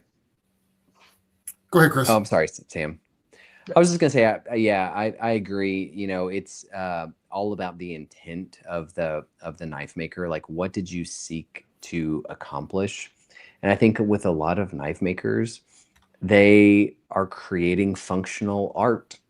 You know, it's functional art. Could be replaced by a razor blade. I've got these Rivery Zeros. Yeah. Which, you know, it's just a utility knife, and man, it's a good utility knife, but really it goes to show, like, a lot of our cutting needs are just a sharp piece of metal. Yeah. And so, like, why would anyone buy any pocket knife? And I think a lot of it comes down to just the functional art. And men, you know, we have been trained and socialized to not buy things for ourselves, to not, you know, have hobbies that are expensive, and not to buy things that we don't need. And it's easier to rationalize buying something when it's for protection. Yeah. Right. But I think we all deserve nice things, and things that bring joy to our hearts, and that are nice things. There's nothing wrong with that. And I think for me, pocket knives are my favorite form of art. It's the thing that cuts my finger, but also opens my energy drinks and is fun to look at. Yeah. I agree with you, Chris. I absolutely look in my designs, when Chris and I are talking about what we're going with, what we're trying to come up with, we absolutely want function. There's no question about it. Every design that we come up with together is absolutely got a function to it. But we want it to look good, and we don't want it to look like everything else that's out there. Okay? Why would anybody come and buy this when there's 400 of those already on the market? So how do I differentiate myself from that? And sometimes it's a subtle change, and sometimes it's something completely crazy and wild. And that's just what makes us want to do what we're doing. Is it's an artistic outpouring. It's being a part of the community. It's seeing people react to what we're putting together. And sometimes that's so much fun, because the last time we were just showing basic pictures of our prototypes, nothing crazy detailed. And people were like, oh my God, I want this thing. Like, I need to have it. And it's like, just wait. What has come out of this has been so much more than we even realized was coming out of this thing. So, you know, and to Chris's point, as far as what you're carrying, I don't go in an office very often. I go in an office twice a month, if that. If I can avoid it, I avoid it. I was there today because my boss came down from Michigan, and he is new. He just started, big VP of the company, and it's like, okay, I better show face and just play the corporate card here. So I did. Cool. And what did I carry? Urban EDC F5.5. It's relatively small. I mean, I'm a big-handed guy, so this is about where it's at, right? But it's a great little knife. And if I needed to open packages, if I needed to take care of stuff in the office, I got it. That's it. Very simple. Or I carry the tactile Rockwall Skelly because, like Chris, it hides in the pocket beautifully. And it's a nice, long, sharp razor when you need something. So that's what I carry. But I don't get crazy. You know, Chris, I open my packages, my knives. Oftentimes I break down cardboard because I want to feel how they perform, and I want to use them as a reference point. We're thinking about designs, and I like the way that this geometry slices. I like the way that these things move. But a lot, yeah, Sam's. I do too. Yeah, I do too. but if I'm doing a project around my house and I'm laying flooring or, I grab a Milwaukee Fastback, right? I mean, use something super thin and razor slicey to cut through things, and I can replace the blade easy enough. But so I try to respect the tool as an art form as well. I don't. It's less about doing damage to something I purchased and more about having respect for what it was meant to be. Yeah, that's nice. Yeah. Well, guys, I am going to head out. I want to thank you guys for welcoming me onto your show here. And you're welcome back anytime. Or your audience. Thank you so much. Before I go, I am about to film tomorrow a recent knives I've gotten in the shop. Can I show those to y'all real quick? Absolutely. Would love to see them. Now, none of these are available yet. Okay, so you can't go. But you can use the code WKD10 tomorrow when these are live. Awesome. So let me show these to you real quick. Ugh. So a really cool company called Half Face Blades. I don't know if you've ever heard of them, but Andrew, the maker, he is a veteran of Native American descent, and he makes really cool knives. So this guy right here is, which one is this called? This is called the Ringed Tack Tonto. The Ringed Tack Tonto with OD Green micarta. Really cool. It's got the sheath is actually lined with like felt. Isn't that cool? That's very cool. It's neat. I noticed they didn't have it in presence on your site today. I saw it coming soon, so that's super soon. That's cool. What else you got? Super soon. And then we've got right here, this is the Extremis. Wow! It is a kukri style frame lock flipper. Yeah. So this is made by their OEM partner, Dead Reckon. Now it does have a thumb stud, so if you prefer to thumb stud it, you can. But like flippers, I like flippers. Whoop! Wow! So that's cool. You don't see that blade geometry very often. Agreed. So, that is cool. A recurve at the back. Yeah. Swedge on the top, a recurve on the back. Yeah, that is cool. Yeah. That's different. And then I showed it a second ago, but we've got the Delta ram lock. Fail. This is a Marfione Select. I know, right? This is the ram lock version, and all titanium, M390 MK, extra tactical. That's fun. The MSI Mini has been a huge hit, and now we've got it in titanium. So we've sold quite a few in aluminum, and now we've got the Frag titanium. Marfione Select. Chris, how are the handles on that? I asked because I bought an MSI at Blade Show. I was trying to close it, and it cut my palm because the way that I was holding it. And then I found online that was a problem that a lot of people were having. I put on some OG scales and it's been fine. But how do those work out on those newer ones with the metal? For the Mini or for the regular? For the Mini, on the Mini. Yeah, no, I cut myself. Okay. Right here. So you're not alone, Chris. Gotcha. Yeah. That's exactly. I mean, it's all in the way. It's the way you hold it, and if you've got meaty palms, and that meat just goes around the bottom, it just opens you up. So I have done it a few times, and I actually use the ram lock for most of the ram lock knives exclusively. So it's got thumb studs, and I notice if I use the thumb studs, I kind of put my hand around the knife more versus when I use the ram lock, I'm more on the back of the knife. Yeah. And it's never an issue when I'm on the back of the knife. I put OG scales on and it fixed the problem because, they round the bottom of it so that way your hand isn't getting inside there. But I'm sorry, I didn't want to cut you off. I was no, curious. it's fun. Yeah, that's address that or not. No, I don't remember how to say this. Exorcist.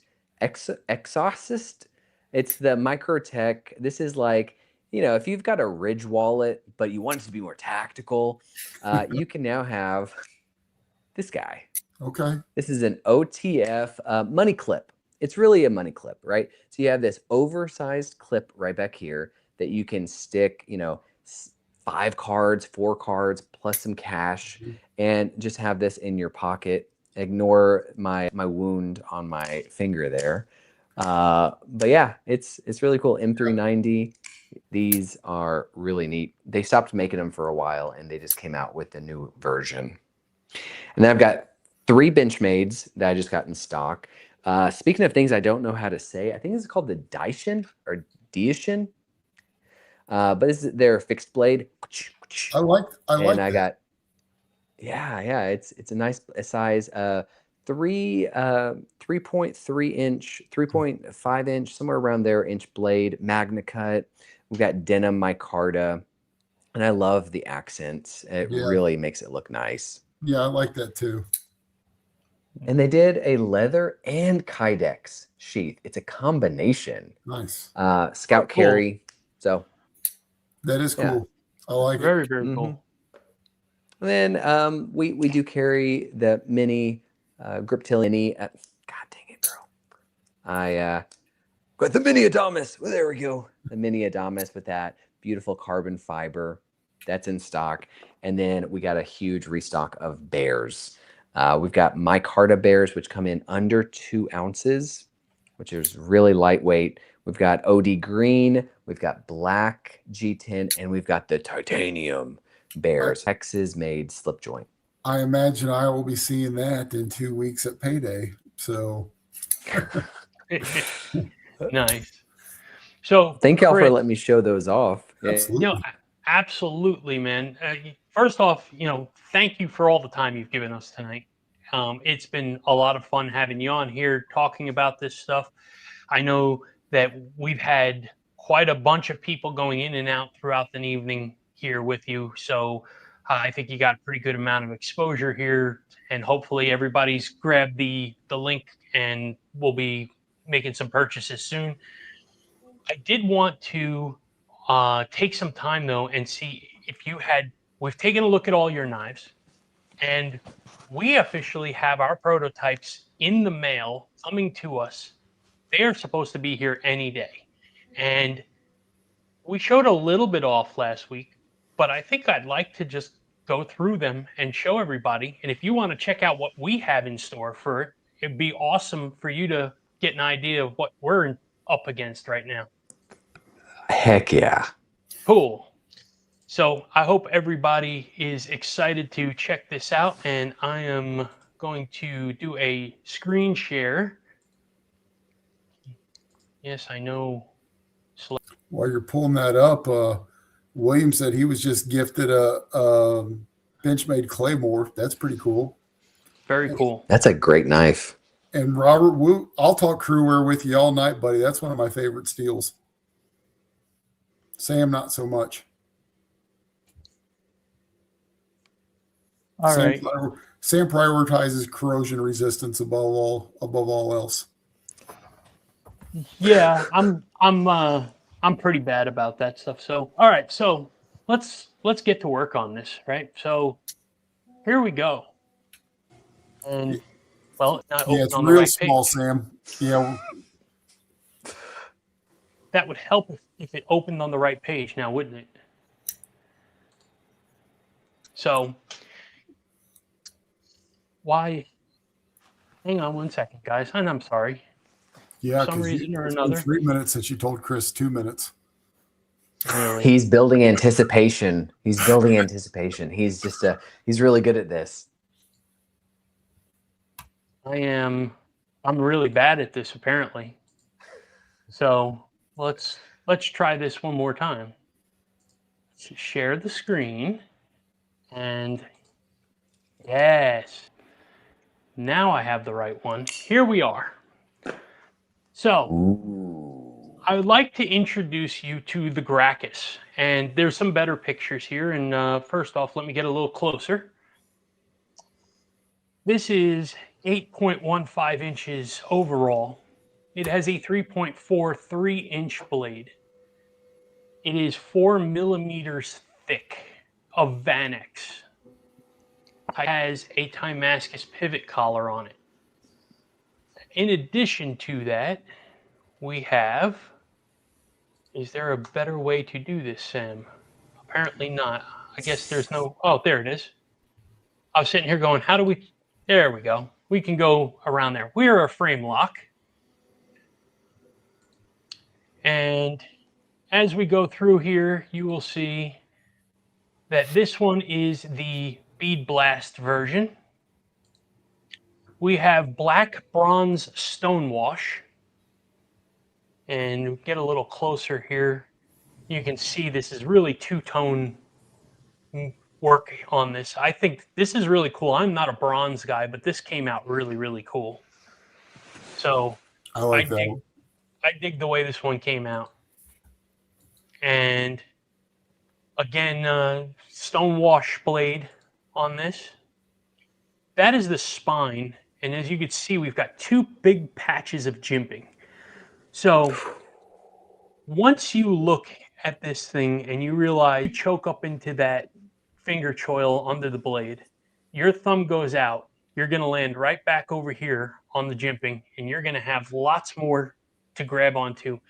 If you want to cut through a car tire, you can do it with this thing. But at the same time, we're putting a 20-degree edge on it.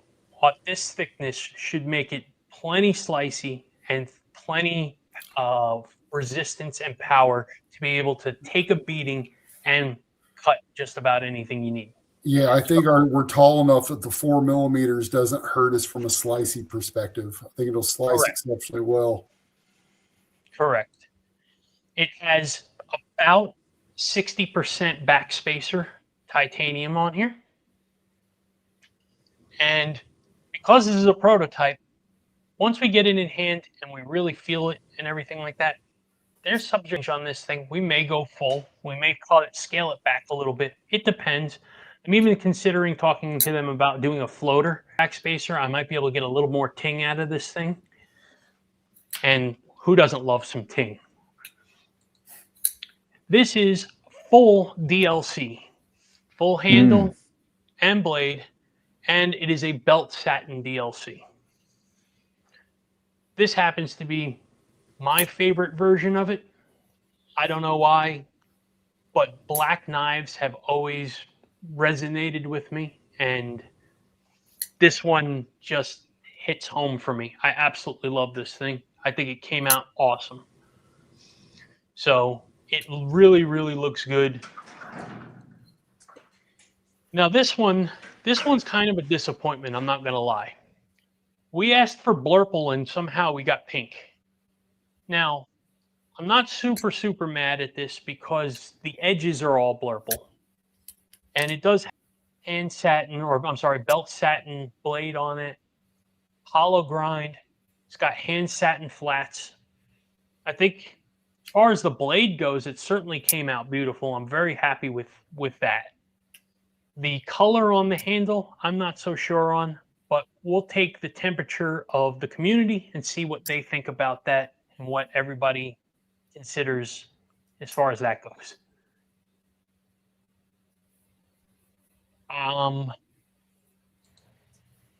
So as you can see, there we go. It's got blue on the edges. So it is got some blurple to it, but I was really aiming for like this color across the board. So hey Chris, do you need to jump? I know you're okay. Just make sure this is awesome. I could listen to Sam talk about his design all night. This is awesome. Well, thank you. I appreciate that.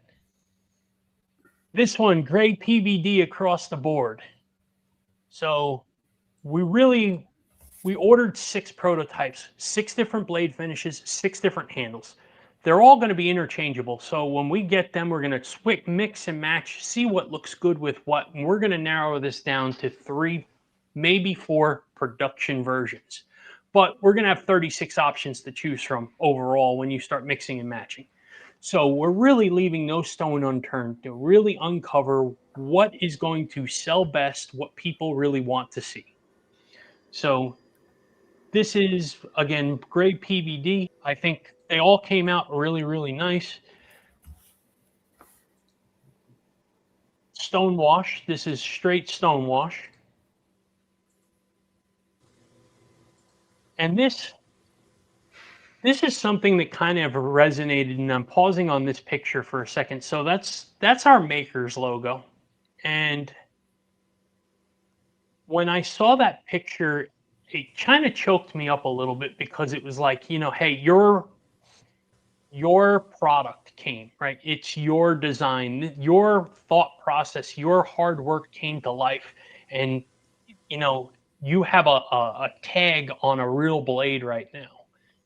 Chris and I don't like advertising on the blade, you know, banners on the blade. Forgive me, but Microtech on their stitch drives me insane with what they do with all of that, you know, billboarding. They do still have plenty of space, though, if they wanted to put their website, maybe their customer service number and hours of operation on the other side of the blade. But what's the patent number? I want to know the patent number on the blade. Yeah. On ours? That's no, for the Microtech, yeah. Oh, for the Microtech, yeah. Well, don't worry. You better be real careful with that. Marfione loves his patents. That guy patented shoelaces, I'm pretty sure. So, yeah, it was really cool just getting these things. We've tucked all the wording that we can. We've tucked away. Okay, so Vanix is in the finger choil. Don't want it to be seen all across the blade. Okay, hide it. We're going to number our blades. We're going to number our knives, and we're planning to put them lasered underneath the back spacer. So you have to turn the knife upside down and look down into the knife to see it. We want a sterile blade. We want you to enjoy the blade as a whole without having to look at billboarding. And so I think we've accomplished our mission with where we're going with this. Obviously, it says prototype here. That won't be there on production, so that will not exist. But I think these came out outstanding. I'm really, really proud of this. I know Chris has been real excited about this project as well. We do have a couple of small minor changes we're going to make. So far, nothing that is going to make us re-prototype, but it's definitely going to be something that we're going to want to change. Like right here, this screw right next to the pivot, that is the stop pin. I can take that screw away and put an internal barrel in, and that saves that screw from another piece of hardware on the knife, and I think it'll look cleaner that way. So I think it looks really, really nice that way, and that's the direction that I think we're going to head with that. We've tried to do everything we can from a comfort perspective. Underneath, we put a flat area underneath the pocket clip so that the milling pattern doesn't cause your pants to bunch up when you're sliding it into your pocket. We've really thought about the user experience. And the relief cut being on the inside there instead of the outside, so it doesn't interfere with the pocket. Yeah, absolutely. It's something that and I thought we had some picture somewhere of it. I know we do. There. So right here is the relief cut. Mm-hmm. Instead of having it on the outside of the bar, we put it on the inside of the bar. So, you know, just a lot of different things. We've paid a lot of attention to what the community wants. We've paid a lot of attention to an awful lot of reviewers out there that are coming out and saying, you know, hey, I like this, I don't like this, this should be changed. And it's how do we put all those things together? And I think we've come up with something that makes it pretty unique. And at the end of the day, nice big finger choil, can choke back on the knife, super slicey, super pokey, quite utilitarian. I think we've hit the mark there. So, well, I'll tell you this, man, if you don't want that plum colored one, brother, I know where you can send it. I love it. That's my favorite one. Really? Well, that's cool. We saw yeah. there were some comments about liking that one a lot too. And you know what? I'm not opposed to it. Yeah. I don't hate it. Okay, Chris, well, here's what happened. It's just not what I asked for. But sometimes we have happy accidents, right? And so maybe that is going to be something that kind of turns into something production. If people want it, I'm all about it. This knife is what Chris and I are dubbing as the Prove Me knife. I need to show the community that we know what we're doing as knife makers, as knife designers, I should say. We didn't make this, we OEM'd it. But we need to prove that. So this is going to What type of chamfering do you have for the cutout? Where, here? No, for the blade cutout. Oh, for the blade cut, we didn't chamfer. So flat edge is usually best for flicks on those. When you chamfer the edges, a lot of times what happens is if you don't have a sharp edge, then you misfire. Out. Yeah. So if you listen to most of those folks, and heck, I mean, Chris and I, we sit here and flick all day long. Even the one that I'm holding right now, the F5.5, right? There is no chamfering on this, no rounding on the edges. It's a nice sharp edge, and boom, I can get a good purchase on this thing. The Dixon is the same way. So I think I think one of the things that's very aesthetically very prominent is the contrast of the blade, the amount of space the blade takes up, and then the amount of space the handles take. But there's this taper at the bottom so that your hand is really in there and you can really be locked in to the knife. I just think aesthetically that's a really cool contrast. Thank you. I appreciate it. And you know, Chris and I, our original design was supposed to be a crossbar lock. And we just, truthfully, as we just discovered ourselves as enthusiasts, we really discovered that we're just not the biggest fans of it. And we want to put out something that we love and are proud of, and we just kind of veered away from it, went back to the things that we love most, which is frame locks and liner locks. And that's how we wound up here with this. And I mean, let me stop sharing for a second so can get a little closer, but I'll tell you the funny story. And that is at Blade Show, we sat there talking to none other than the legend, Mr. Ethan Becker. And Chris, we probably spent 15 minutes with him at least. And we handed him a 3D printed version of our knife. And he held it in his hand and he squeezed it, flipped it open and closed a few times. And then he touched where the finger choil was, where at the time it wasn't a finger choil, it was actually just a sharpening choil. And he says, if you cut this back so that it's a finger choil, it would be much better. So, okay, everybody was telling us that. We were listening, trust me. And he goes, final verdict on this thing? Fix your choil and don't change a fucking thing. That was the quote of the entire trip for us. Yeah. And we walked around the entire time saying, Ethan Becker told us not to change a thing except for the finger choil. And we were just high on life for the rest of the trip. Yeah, it was great. That's awesome. I think, yeah, I do. Okay, here it is. So, yeah, this was the 3D printed model, right? I mean, this is what we handed him. Yeah, it was initially we were thinking a crossbar or something along those lines, and then we pivoted rapidly on that. Oh, it's a lot harder when this thing doesn't have bearings, right? There we go. But I mean, yeah, this was what we originally started with. And we didn't deviate too far, but if you look, that's a sharpening choil, not so much a finger choil. You can't really, I guess you can trigger grip that, but yeah. So we've come a long way, and we're really excited. And I hope everybody that's watching, I hope you all are excited for this too.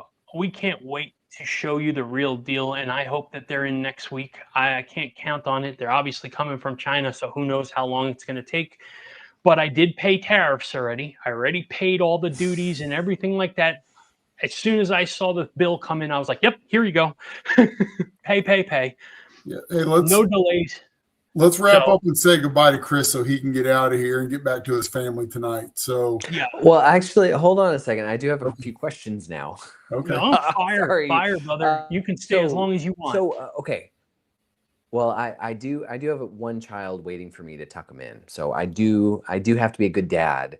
But I just want to real quick. What's the price point we're looking at here? We're uncertain. Yeah, my guess is going to be give or take $300.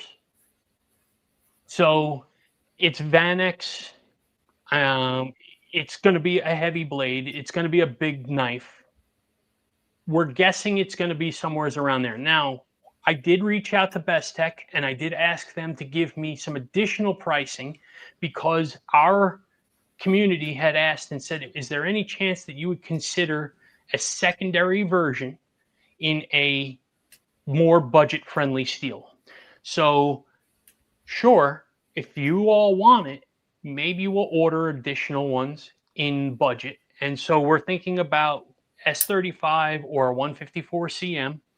So we're getting some pricing on that. And if it makes sense to do, we'll order some so that we can make sure that the people who can't afford a $300 knife, that maybe we can get you in there for a more reasonable budget. But we're trying to keep the costs down for everybody as best we can. But my best guess is going to be it's going to be in the 300 ballpark, give or take a little. We don't have final numbers, so yeah. Mm-hmm. Yeah, we don't have. Well, final it's crazy numbers. that when Don't know what the tariffs. It's crazy will be that a budget blade steel would be S35. Like that's an amazing crazy. one, right? What kind of world? Pretty what wild, kind of world right? do we live in? Five years ago, it was like, hey, it's got S35. Now we're like, yeah, maybe if we could just trash it up a little bit, give it S35. I hear you, Bob Tism. Bob Tism says 14C28N for the win. Hey man, I'm a big fan. 14C fan, so I am not opposed to it by any stretch of the means. I would love to put out a budget version or at least a cost-effective version. And Vanex, we asked what like S90V would cost as well, because Vanex is probably Vanex and MagnaCut are the two most expensive ones right now to build on. So if it's far more cost effective and we can drop some good money off the price and offer it at a fairer value to our clients, S90V is not such a bad consolation prize for a steel in our opinion. Yeah, and Robert put up a 154 CM as well, which I'm a fan of as well. Yeah, 154 CM is fantastic. So yeah, we're trying that, and then we're talking about plain Jane versions as well as milled versions. So we're trying to offer what the public wants. I mean, we built this for people to love, and though it's our brainchild and our love child, if you will, of our design in mind, it is still something that we want everybody to love, carry, and be proud of that they purchased. And I know that not everybody's in the budget for a super steel. So if we can offer you something, get you in that knife and still have a hell of a good product at a fraction of the cost, that would be unbelievable. Nothing's finalized yet. And we've evolved a lot, because even when we first sent it down, it was going to be TRM-like. We were going to have options of changing scales or inlays. And so that was the original idea. So there could be a lot of different customization of each person's knife. So, yes, but again, we scrapped that idea later on after doing a little bit of research and looking into things and looking at some of the costs. And, again, we don't have a storefront where we're going to store everything and fulfill orders and things like that. We both have careers. So you start thinking about all of the all of the other things that go into it. And there's a lot to consider. Yes. And then obviously y'all said earlier you haven't decided on a name yet, but do we have like a name themes for a name? It is the Gracchus. The Gracchus is the first name. So okay, the Gracchus is the name. Okay, that's not the Gracchus is the name of of this knife. We originally were supposed to be. It was supposed to be the Provoke, and we found out that CKRT has one of those already, and that they don't like other people using their knife names. So rather than going through the heck of them sending cease and desists and all that other stuff, I said, we'll just change the name. And I don't know where Gracchus came from, to be quite honest with you. Actually, I'll tell you where it came from. I was sitting there. You ever see the movie, what is that called? The Russell Crowe Gladiator. So one of the senators in the movie, his name is Senator Gracchus. And I don't know why I was sitting there doing something and I wasn't watching the movie, but I heard it from my ear and I went, well, that's a really cool name. And then I sent him a text and I said, what do you think about Gracchus? And he's like, I don't care about a name. The name's not important. I'm like, a name is important. And he's like, whatever. So I've never purchased a name, but now I think about it. So yeah, so Grakkis, Gracchus. Gracchus. Mm-hmm. Well, I like that. It's important to be able to say a name. I think earlier I couldn't figure out how to say the name of this. I still don't know how to say it. I can say Gracchus, so that's pretty good. Well, hopefully we'll be able to do some U.S. Production at some point and be able to put it in your store. Yeah, that would be incredible. That would be awesome. And, well, and Sam, Chris, if not, thank y'all. I'd still put one in your hand happily. Hey, I would gladly take it. I am going to go tuck in this small child of mine. Thank y'all for having me. And if anybody wants to buy a knife today and not wait for the Gracchus, don't forget to go to lonestarknife.com, buy an American-made knife, and you can use a special code to get 10% off and free shipping on any order $150 or more. All you have to do is use code YKS10. YKD10. YKD10. Yep. WKD10. Yeah, sorry.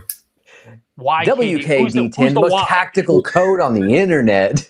It's scrolling on the bottom. Yeah, we have it scrolling. I have the link pinned in the chat for everybody. So use the link in the chat that I have pinned. Go there, use WKD10, save yourself 10%. Get yourself free shipping when your order is $150 or more. Definitely check out Lone Star Knife and Supply. Chris's store is incredible. All US made stuff. And on top of that is you get Chris and the customer service that comes along with it. Chris, thank you so much for coming in tonight, hanging out with us, giving us as much time as you did.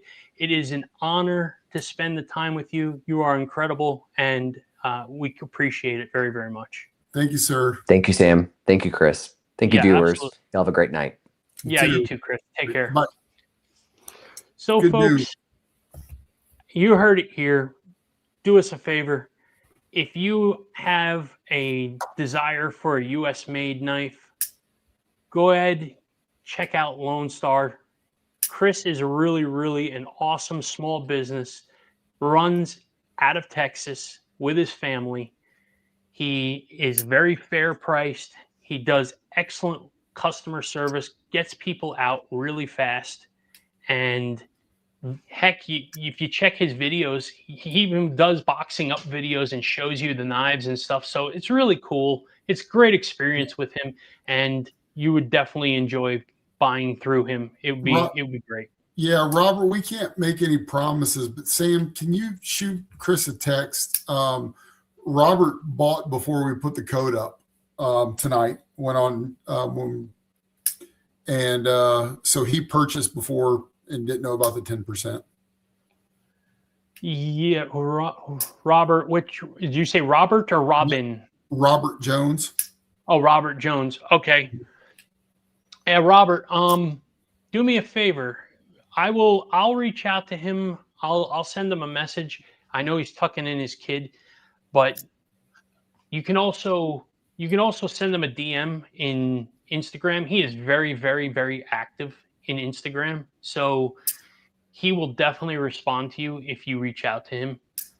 And he can either help you out and apply it, or if it's too late, then maybe he'll cancel the order and then rewrite the order for you or something like that. I certainly don't want you to lose the money on saving for it. I'm not concerned with the affiliation code to use. It's more important that you get the discount than anything. So, but yeah, reach out and see if you can get him through the DM. I don't want to send him a text while he's putting his kid to bed, if you know what I mean. So, but did I see Sever in here? Yeah, there you go. Sever7's in here. What's up, dude? Welcome. You came late. Chris just hopped off here. He was showing some really cool knives that he had going on that were coming out in the store, and so yeah. But with Sever just joining in, you wanna throw one pick of the knife back up for a few moments? Sure. Actually, Sever has seen it because it's behind the scenes. Yeah, but I can send him some DMs on that stuff. Him and I we share a lot of stuff behind the scenes of what we're working on and stuff like that. So yep, for sure. But anywho, yeah, I think my body is exhausted, and then we've been going for 2 hours plus. So I think it's time to call it a night. What do you think, Mr. Chris? I am all for that. All right. Well, everybody, look, thank you for coming out, hanging out with us, spending time, all the activity in the chat. We always appreciate that. It's always a pleasure. We're going to call it for the night. We'll be back again next Wednesday, of course, 9 p.m. Eastern time, back here in the Dragon's Lair. And hopefully we have something more to show you at that point. It'd be really cool if Chris and I were actually holding the blades in our hands. But I did want to tell you before we go, next week, the unprofessional dad, Chris Wright, will be with us live. So he is our guest next week. Tune in. Chris is a very close friend of ours. Damn it, it's another Chris next week. I can't win. I'm surrounded by Chris's. But he's showing up next week. Come along, hang out. It's always a good time with Chris. You all have a good one. Thank you so much for showing up tonight. Thanks, everybody. Take care.